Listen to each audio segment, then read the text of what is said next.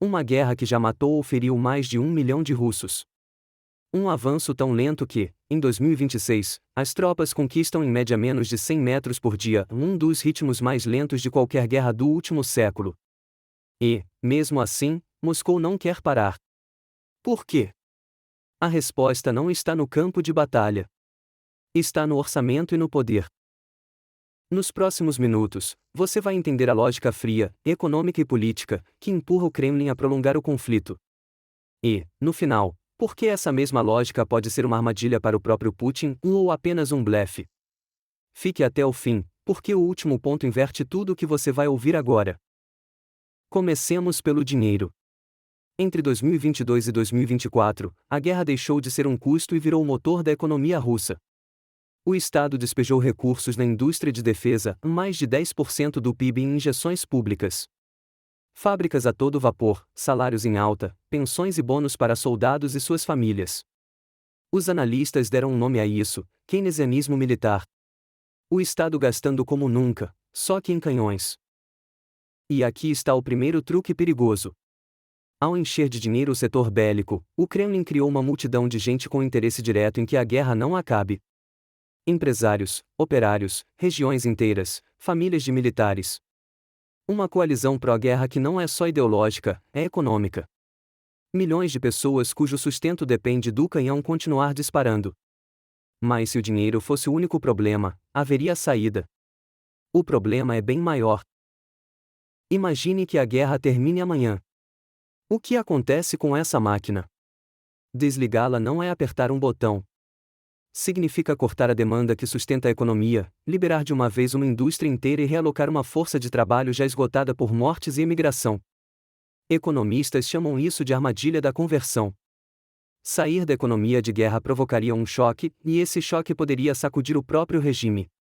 Em outras palavras, para o Kremlin, terminar pode ser mais perigoso do que continuar. Mas o maior medo do Kremlin não é econômico. É humano. O que fazer com centenas de milhares de soldados quando eles voltarem? Homens endurecidos pelo combate, bem pagos na frente, retornando a uma economia civil de salários baixos e sem lugar para eles. A história russa tem um fantasma para isso. Nos anos 80, os veteranos do Afeganistão, os afgãs, voltaram desiludidos, feridos e revoltados. Somados à estagnação e às fraturas internas, ajudaram a abrir as rachaduras que derrubaram a União Soviética. Putin conhece essa história melhor do que ninguém. E não são só soldados que voltam. São combatentes acostumados a ganhos altos, à violência e a operar fora das regras. O risco não é apenas político, é a segurança das ruas.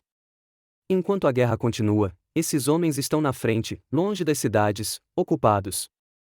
Encerrar o conflito significa trazê-los para casa. E o Kremlin não sabe o que fazer com eles. Existe ainda uma armadilha de legitimidade. Depois de mais de 1 milhão de baixas, como justificar tanto sangue sem uma vitória à altura? Um acordo que pareça derrota destruiria a narrativa que sustenta o regime. Por isso Putin insiste em exigências máximas: o controle pleno do Donbas, o fim das ambições ucranianas na OTAN, o reconhecimento das anexações. Ele não pode voltar de mãos vazias. Precisa de algo que possa chamar de triunfo. E aqui entra o cálculo mais frio de todos. O Kremlin acredita que o tempo joga a seu favor, que pode exaurir a Ucrânia e cansar o Ocidente. Mesmo que não vença de forma decisiva, existe um plano B, uma guerra eterna, de baixa intensidade, que impeça para sempre a Ucrânia de entrar na União Europeia ou na OTAN. Para Putin, o objetivo mínimo não é vencer. É simplesmente não perder, e manter Kiev acorrentada, sem futuro. Mas aqui está a virada. Será que Putin está mesmo preso nessa armadilha? Nem todos os analistas concordam. Há quem argumente que a sobrevivência do regime não depende de vencer, mas apenas de evitar um colapso financeiro e a divisão das elites, algo que a repressão e o controle ainda conseguem administrar. Putin poderia declarar uma vitória de fachada, congelar o conflito e manter o país em pé de guerra sem lutar de verdade. E há um detalhe incômodo: o Fundo Soberano Russo desidratou de 6,5% para menos de 2% do PIB, e a Ucrânia, em 2026, chegou a retomar mais território do que perdeu. O tempo pode não estar tão do lado de Moscou quanto o Kremlin imagina. Mas aqui está a virada. Será que Putin está mesmo preso nessa armadilha? Nem todos os analistas concordam. Há quem argumente que a sobrevivência do regime não depende de vencer, mas apenas de evitar um colapso financeiro e a divisão das elites, algo que a repressão e o controle ainda conseguem administrar. Putin poderia declarar uma vitória de fachada, congelar o conflito e manter o país em pé de guerra sem lutar de verdade. E há um detalhe incômodo: o Fundo Soberano Russo desidratou de 6,5% para menos de 2% do PIB, e a Ucrânia, em 2026, chegou a retomar mais território do que perdeu. O tempo pode não estar tão do lado de Moscou quanto o Kremlin imagina. Então, a Rússia precisa da guerra? A resposta honesta é sutil. Não é uma obrigação sem saída. É uma assimetria de risco: hoje, continuar ou congelar o conflito custa menos e assusta menos do que um fim que se pareça com derrota. A guerra virou o alicerce da economia, da legitimidade e do controle sobre um exército inteiro de veteranos. A verdadeira pergunta não é se Moscou pode parar.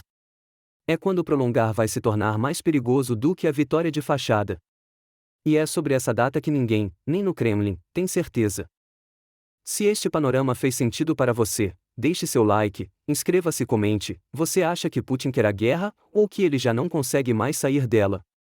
No próximo vídeo, a peça que falta neste tabuleiro: a dependência crescente da Rússia em relação à China. Até lá!